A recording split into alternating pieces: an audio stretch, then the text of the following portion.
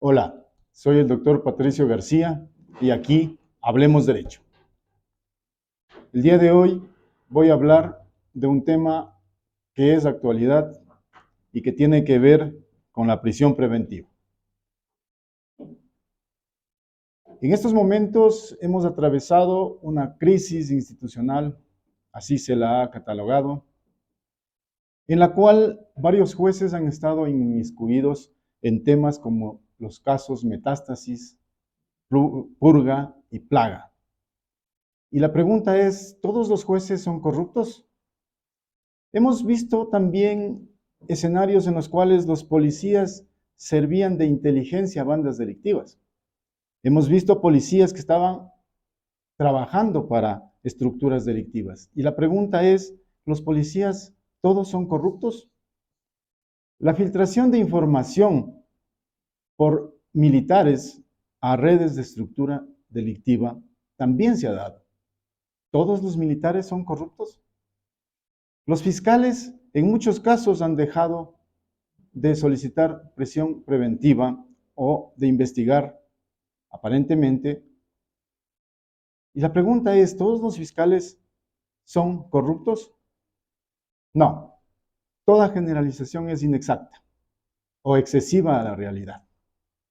El ministro del Interior, John Reinberg, acaba de afirmar la siguiente frase: fiscal o juez que deje en libertad a un delincuente será expuesto públicamente.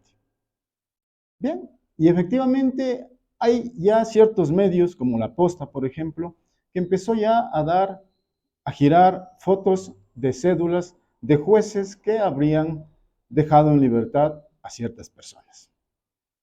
Pero bien,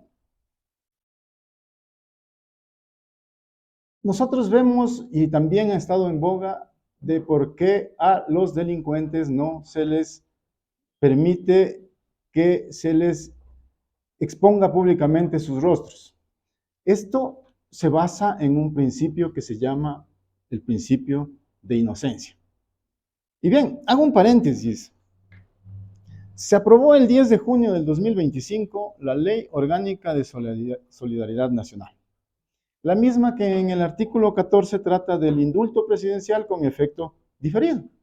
Y dice que podrá otorgarse dentro de la fase investigativa previa a cualquier etapa procesal previo a sentencia.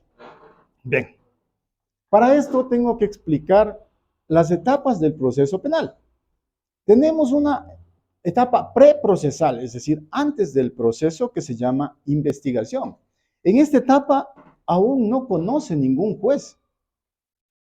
Está la misma. Es decir, aquí recién viene en base a una denuncia, una investigación que inicia el fiscal, que posteriormente también ya analizaremos.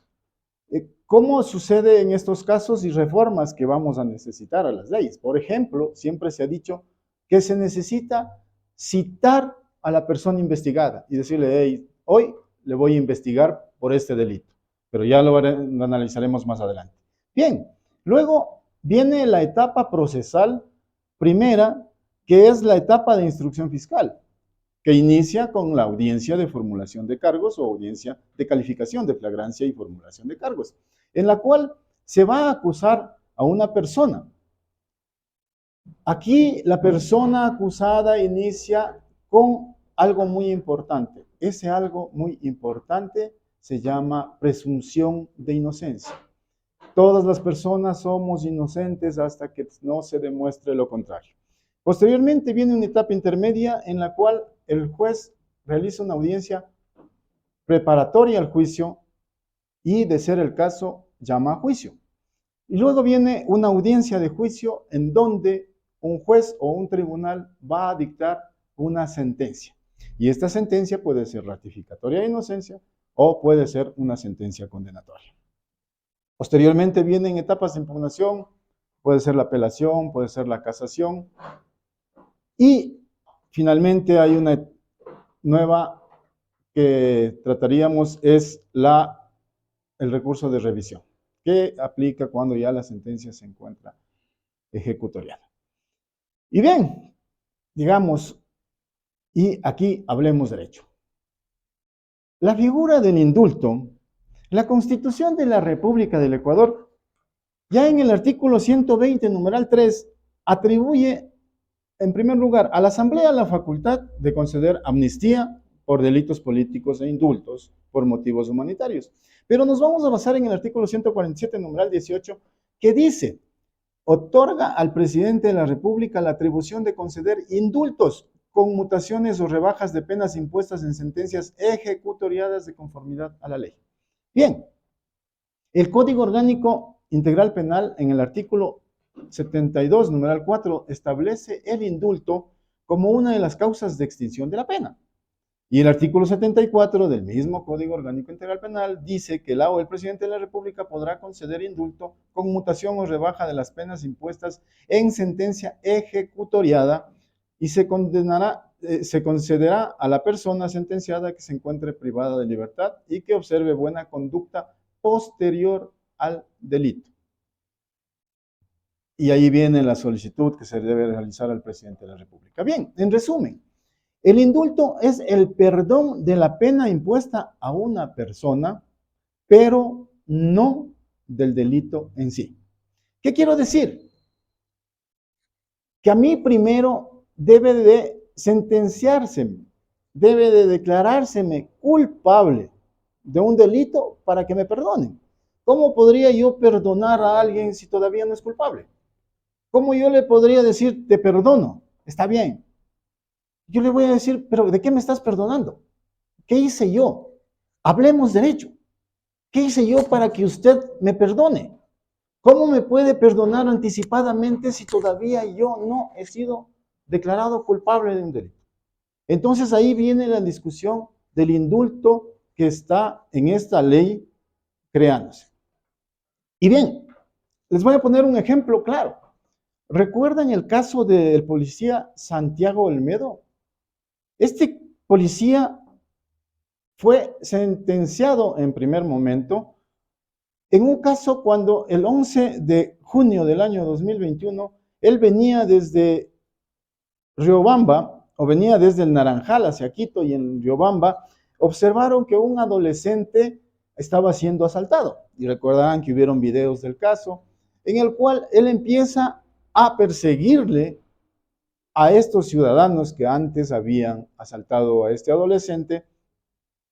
Se da cuenta esta persona que había sustraído los bienes, si no estoy mal, fue un celular del adolescente, que le perseguía a este policía, salió corriendo, se subió en una motocicleta y el policía, en este caso el policía Santiago Olmedo, le dio, según las noticias, más de una decena de disparos por la espalda a los delincuentes, porque los delincuentes estaban huyendo. Bien, la Fiscalía acusó en ese caso por el artículo 293 del COIP que decía que no había observado el uso progresivo de la fuerza. Y bien, en este caso, el tribunal lo condenó. La sala de la Corte Provincial ratificó esa condena y la Corte Nacional terminó ratificando su estado de inocencia. Entonces, para este caso que les estoy trayendo a colación, ¿cómo puedo yo perdonarle al policía Santiago Olmedo si la sentencia de él no se ejecutorió, la sentencia condenatoria no se ejecutorió porque me dio una sentencia de la Corte Nacional que le ratificó la inocencia? Es decir, a él le dijeron, usted no es culpable. ¿Cómo una persona me puede a mí indultar, perdonar? Dijimos, el indulto es el perdón de la pena, no el perdón del delito. Entonces, ¿cómo me pueden perdonar a mí si no existe todavía una sentencia condenatoria? ¿Cómo me pueden perdonar anticipadamente? Primero demuéstrenme que soy responsable, que soy culpable, y luego perdónenme, que esa sí es una figura del indulto que existe ya en nuestro código. Pero bien, más parece que esta figura del indulto anticipado lo que busca es que los policías no vayan detenidos. pero se contradice con la misma ley que ya la vamos a analizar en fechas posteriores. Se contradice con esta misma ley de solidaridad nacional que ya dice que a los policías no se les dictará prisión preventiva. Entonces, es suficiente si al policía ya no se le va a dictar prisión preventiva para que él siga en libertad, demuestre, en el caso de que de que él alegue de que es inocente, porque no debe demostrar la inocencia. La inocencia, per se ya, nosotros ya tenemos ese principio constitucional de inocencia. A mí tienen que demostrarme que yo no soy culpable. Que yo soy culpable, perdón. De manera que entonces, en este caso, para el ejemplo que estoy poniendo, no cabría la aplicación del perdón anticipado. Caso Santiago Olmedo. En este caso, la ley solidaria dice, el presidente podrá indultar en efecto diferido. Ahora, empezamos haciendo un análisis de que no todos los jueces son culpables, de que no todos los jueces son corruptos, de que no todos los policías son corruptos, pero sí existen jueces y policías corruptos y militares corruptos, por supuesto. Claro que sí. Ahora, ¿qué pasaría si un policía corrupto actúa dentro de este conflicto armado interno, provocando la muerte deliberada de una persona? ¿Le van a indultar sin tener ningún elemento? Dice que se le va a indultar en la etapa de investigación, es decir, antes de que el juez conozca, antes de que ni siquiera se le formule cargos, antes de que haya un proceso, ya va a estar perdonado. ¿Perdonado de qué? Pero bien, ¿y si este policía corrupto realiza un acto a sabiendas de que está protegido por esta ley? Ahí vamos a tener otro problema y ustedes me van a decir, no, eso es imposible. ¿Cómo va a ser posible que aquello ocurra? Bien, hablemos derecho. Les voy a contar un caso. 8 personas fueron asesinadas y 3 personas fueron desaparecidas en el contexto de un robo que se desarrolló en Guayaquil. Entre esos 8 asesinados estaba el pastor de una iglesia evangélica, que fue a comprar pañales para su hijo. También estaba un mensajero de esa misma institución a la cual ingresaron policías, miembros policiales que pasaban supuestamente en unas motocicletas, miembros motorizados, y en ese momento observaron un asalto. Ingresaron a ese lugar, dispararon en contra de esas personas, mataron a 8 personas, desaparecieron a 3. Hubieron fotografías de que uno de los agentes sacó encapuchada o sacó tapada el rostro, más bien dicho, a una de esas personas que estaban desaparecidas y nunca más volvieron a aparecer. Llamaron esas personas a algunos familiares diciendo que estaban en los patios de la PJ y que les iban a matar y que les ayuden. 2 de esas personas nunca volvieron a aparecer.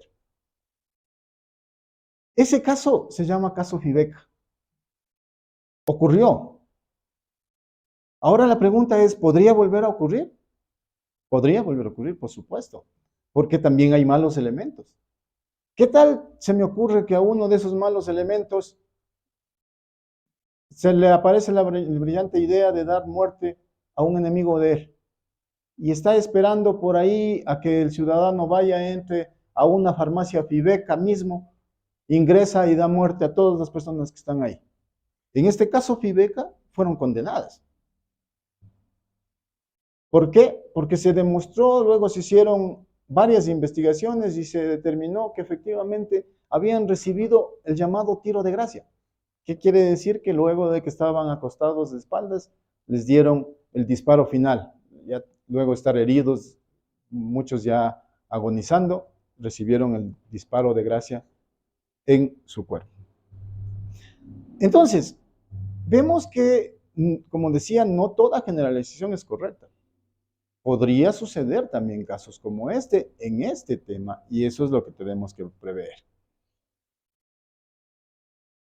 Y voy a preguntar y voy a iniciar con otra interrogante. ¿Debo dictar, y lo digo como, hago esta pregunta como juez, ¿debo dictar prisión preventiva a todo delincuente, entre comillas, como dice el ministro del Interior? Y viene otra pregunta. ¿Qué tal si recreamos el mismo caso Fibeca? Yo voy a comprar los pañales de mi hija a esa farmacia. Ingresan policías y nos llevan a todos detenidos diciendo que todos hemos estado asaltando esa farmacia. En este momento, a esas 10, digamos que les cogemos a esas 8 más 3 personas que fueron 11 personas. Vamos a decir que, para este ejemplo, vamos a decir que estaban 11 personas en la farmacia Fibeca, nuevamente, pero ahora en el 2025. Ingresaron policías y dijeron que están asaltando la farmacia. Nos detienen a las 11 personas. ¿Qué tendría que hacer como juez? ¿Dictar prisión preventiva en contra de las 11? Sin ningún otro elemento más, sino de que se trata de un grupo organizado, porque claro, debe haber estado algún grupo organizado ahí en un número de 3, 4 personas, yo que sé. A todos ellos les voy a dictar prisión preventiva. Y viene otra pregunta. ¿El Estado está en capacidad para recibir a todas las personas en sus centros de rehabilitación? ¿No vamos a provocar hacinamiento? Pero la pregunta más complicada es, ¿y cuando me pase a mí? Hace poco, o hace mucho más bien, leía un editorial que decía, cuando me pase a mí. Cuando me toque a mí es, efectivamente. Y esta referencia se hacía en el sentido de que no importa lo que pase siempre que no me pase a mí. Cuando me pase a mí, cuando sea yo o cuando sea usted la persona afectada, hablemos derecho. Ahí sí vamos a decir, no, eso está mal. Cuando la persona o nuestro familiar sea aquel que le detengan dentro de esa farmacia, entonces ahí sí vamos a decir no, el principio de inocencia. Entonces, bien, para dictar la prisión preventiva, primero debemos de observar que esta es una medida de carácter excepcional. Es decir, es una excepción a la regla. No debe de ocurrir siempre. Pero no porque yo lo diga, sino porque la Constitución de la República en el artículo 77 establece la prisión preventiva no será la regla general. No será la regla general que se aplica para garantizar la comparecencia del imputado al proceso, el derecho a la víctima, a una justicia pronta y sin dilaciones y para asegurar el cumplimiento de la pena. Y el Pacto Internacional de Derechos Civiles y Políticos señala que la prisión preventiva de las personas que han de ser juzgadas no debe ser la regla general. Entonces, vamos viendo que la Constitución, las normas internacionales de derechos humanos, la Corte Interamericana también ya ha dicho aquello al respecto. Por eso es que ustedes, señores abogados, cuando van a defender el por qué no se debe dictar la prisión preventiva, siempre hacen referencia o deben de hacer referencia a los casos Cantoral Benavides versus Perú, por ejemplo, que sostuvo que la necesidad de privar de la libertad está dada en base a la garantía de inmediación para evitar la fuga y la contaminación de elementos de prueba. Pero también el caso Palamara Iribarne versus Chile señala que el Estado puede ordenar la prisión preventiva cuando se cumplan requisitos necesarios para restringir el derecho a la libertad personal. Bien, entonces estamos viendo que no es que el juez puede dictar la prisión preventiva solamente por el miedo a ser expuesto en los medios.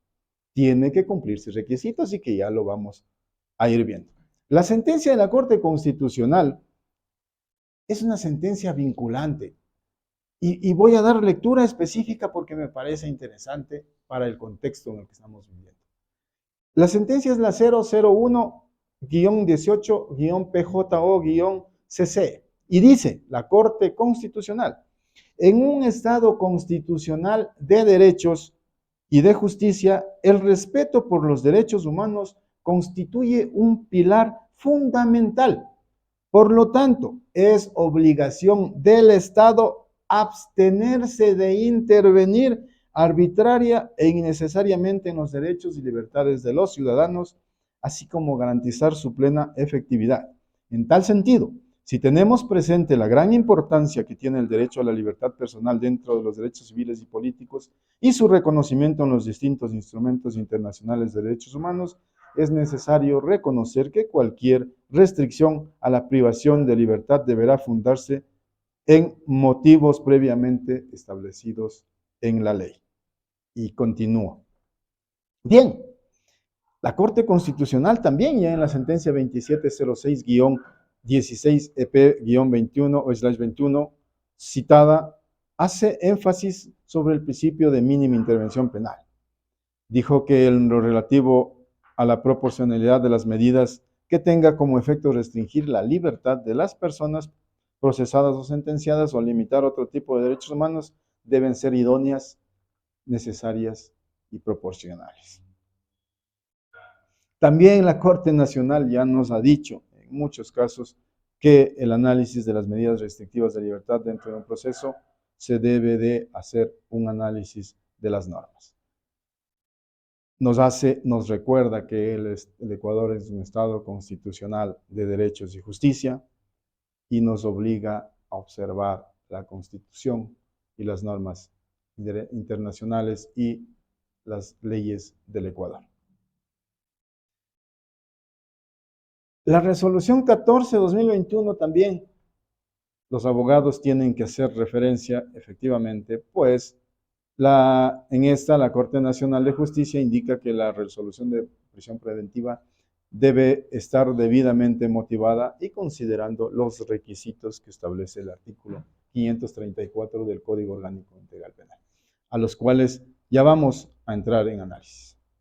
Entonces, para ordenar una prisión preventiva vamos a buscar estos requisitos, vamos a analizar estos requisitos. No solamente vamos a ver si es que las personas supuestamente que han sido detenidas forman parte de un grupo delictivo, sino tenemos que entrar a analizar esto. Y aquí quiero hacer un paréntesis porque hoy escuchaba una entrevista que se le hacía en un canal de televisión al ex juez constitucional Enrique Herrería.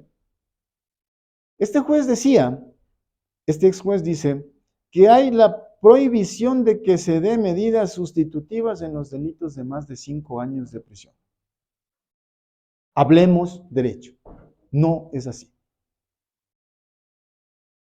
La prisión preventiva no se puede dictar en todos los casos en que los delitos sean superiores a 5 años. La prisión preventiva debe de dictarse cuando se cumplen los requisitos del artículo 534, que ya los vamos a analizar. La sustitución a la prisión preventiva opera cuando se ha dictado prisión preventiva, no cuando todavía no se ha dictado prisión preventiva, es decir, cuando ya se ha cumplido con estos requisitos. De manera que es falso esto que ha manifestado el señor ex juez. Dictada la prisión preventiva, una vez justificados sus cumplimientos de los requisitos del artículo 534, dice que no se puede sustituir. Pero el mismo juez también dice, el doctor Enrique Herrería, dice, podrá dictar medidas sustitutivas y que no es impedimento y que no es imperativamente, no es que imperativamente ordena. A ver, el juez dice que la prisión preventiva o las medidas, que las medidas a la prisión preventiva, las medidas alternativas a la prisión preventiva, no deben de ser dictadas imperativamente. A ver. El artículo 522 del Código Orgánico Integral Penal establece que el juez podrá imponer una o varias de las siguientes medidas. Y luego ahí viene la prohibición de ausentarse del país, la presentación periódica, el arresto domiciliario, la prisión preventiva. Es decir, le está diciendo al juez, el juez podrá dictar alguna de estas medidas. No puede ser que el juez no quiera dictar ninguna de esas medidas. Eso es distinto. Pero para dictar la prisión preventiva, tiene que analizar su carácter excepcional. Hablemos derecho. No puede dictar la prisión preventiva como regla general. Es excepcional. Bien, pero este entrevistado también nos dice que si estamos viendo, y hace referencia a los jueces, que si estamos viendo que es una persona reincidente, no se les puede poner en libertad inmediatamente. Si me piden mi opinión como ciudadano, diría sí, estoy completamente de acuerdo. No deberíamos darles medidas sustitutivas a personas que ya cometieron varios delitos. De ahí tenemos un sinnúmero de personas que tienen 40, 50, 60, 70 detenciones y sin embargo vuelven a libertad. Pero resulta que la Corte Constitucional, en el caso 4921 CN, resolvió. En este caso actuó el juez Enrique Herrería en un voto salvado. En este caso, miren lo que dice la Corte Constitucional. Declara la inconstitucionalidad de la frase contenida en el último inciso primero del artículo 536 del COIP, que establece: tampoco se podrá sustituir la prisión preventiva por otra medida cautelar cuando se trate de un caso de reincidencia. Es decir, ¿cómo un juez puede negarle una medida de sustitución de la prisión preventiva a una persona basado en su reincidencia? No puede, porque la Corte Constitucional dijo que esta frase es inconstitucional. ¿Exceso de garantismo? Deberemos de analizarlo. ¿Somos demasiado garantistas? ¿Tenemos que eliminar todo esto? ¿Tenemos que reformar la Constitución? Sí, muy probablemente. Pero bien, luego,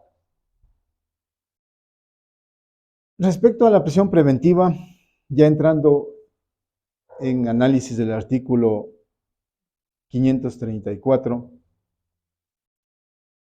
dice que la prisión será solicitada y ordenada de conformidad con las circunstancias de cada caso en concreto, efectivamente, bajo el criterio de última ratio. ¿Qué quiere decir?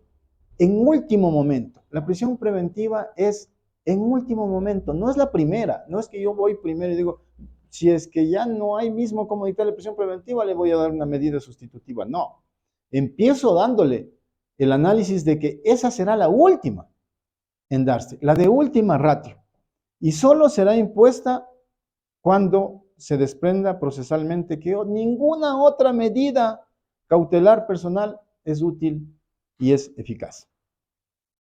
Y claro, con la garantía o para que, con la finalidad de garantizar la presencia de la persona procesada en el proceso y el cumplimiento de la pena y que se dé una sentencia o que llegue a sentencia. Bien.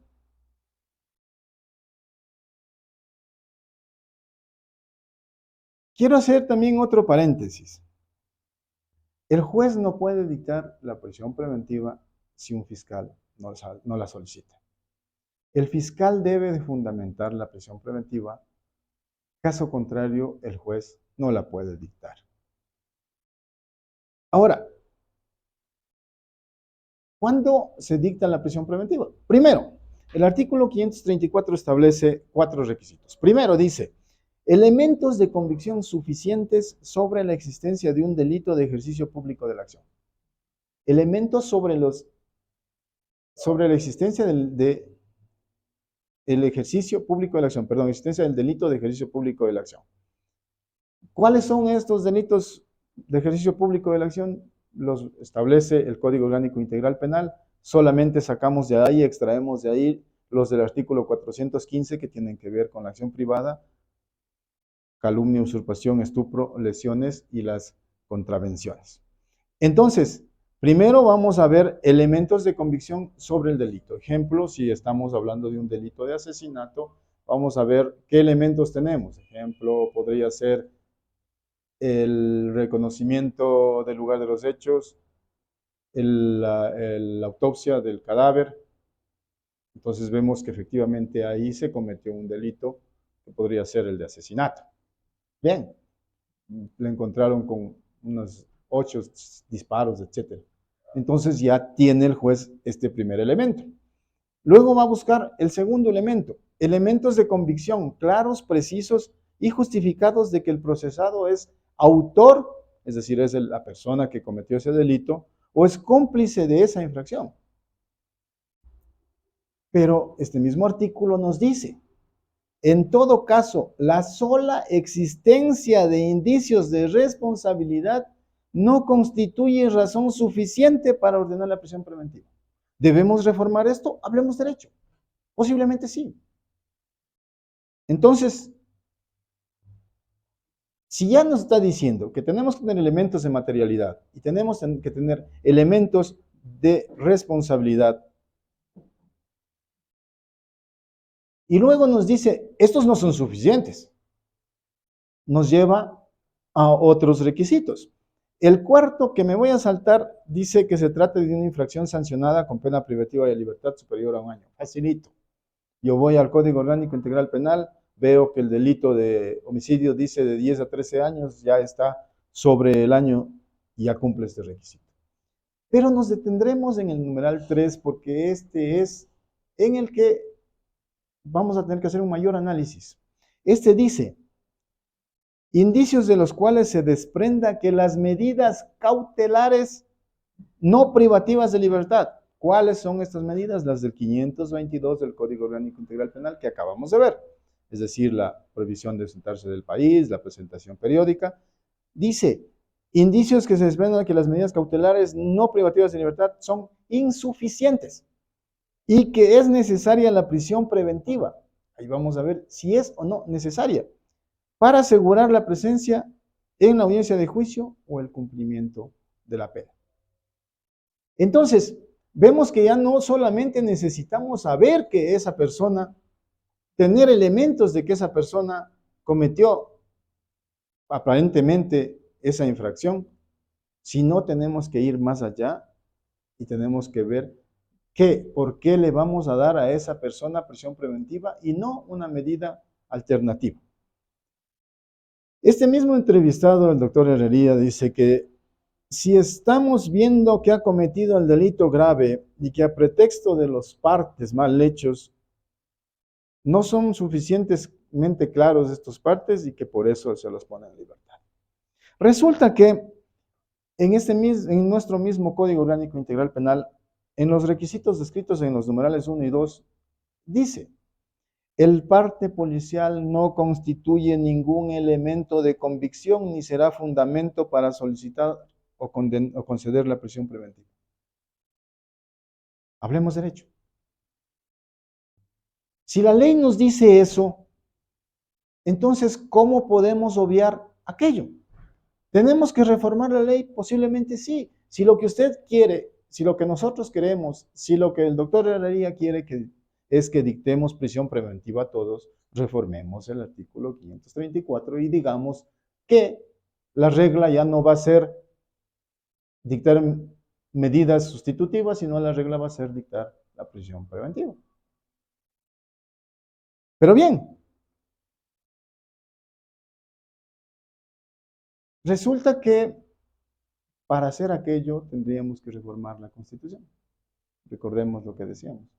Desde la Constitución y los instrumentos internacionales nos dice que la prisión preventiva es de última ratio, que la prisión preventiva no es la regla.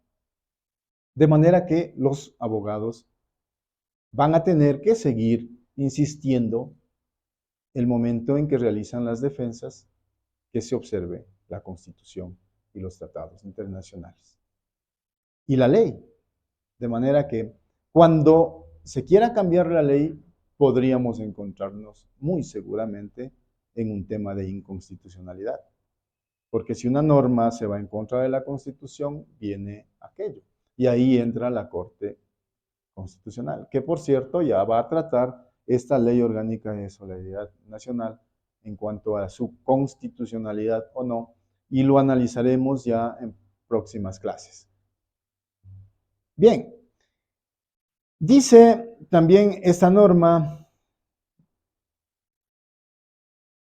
que, y esto ya es una reforma que se hace, cuando proceda a ordenar la prisión preventiva, en su resolución la o el juez obligatoriamente motivará su decisión y explicará las razones por las cuales las otras medidas cautelares son insuficientes. Esta resolución contendrá una relación de cómo los hechos delictivos que se imputan a la persona procesada se ajustan a un delito de acción penal pública sancionado con una pena privativa de libertad superior a 1 año. Que los elementos aportados por Fiscalía permitan razonadamente concluir que es probable que la persona procesada sea autor o cómplice del hecho imputado. La justificación de que las medidas cautelares alternativas son insuficientes para evitar el riesgo procesal y la prisión preventiva se dicta cumpliendo los principios de idoneidad, necesidad y proporcionalidad. Entonces vemos que el juez, para dictar la prisión preventiva, debe observar una serie de requisitos y con la advertencia que hemos hecho de que la prisión preventiva es excepcional. Bien, en nuestra próxima clase vamos a continuar con la Ley Orgánica de Solidaridad Nacional. Solo como un abrebocas, esta ley, por ejemplo, agregó el artículo 534.1, que es el que les hacía referencia, y dice: en los delitos en contra de las personas y bienes protegidos por el derecho internacional humanitario y de los delitos conexos al conflicto armado, por la naturaleza de los mismos, la prisión preventiva será la medida cautelar útil y eficaz. Aquí hace una reforma diciendo de que la medida cautelar será útil y eficaz. Vamos a ver qué dice al respecto la Corte Constitucional cuando empiece a analizar y revise que el artículo 77 de la Constitución dice que la prisión preventiva no es la regla. Hablemos derecho. ¿Dirá que es constitucional este artículo? Lo vamos a ver posteriormente, ya está en análisis en la Corte Constitucional. Y luego también en esta misma ley de solidaridad habla de delitos conexos y entre esos delitos ya les pone al enriquecimiento ilícito, tráfico de influencias, testaferrismo, extorsión, secuestro extorsivo, obstrucción, asesinato, reclutamiento de niños, porte de armas, etc. Yo sí quiero hacerles un llamado porque en mi experiencia en la judicatura he visto muchos casos.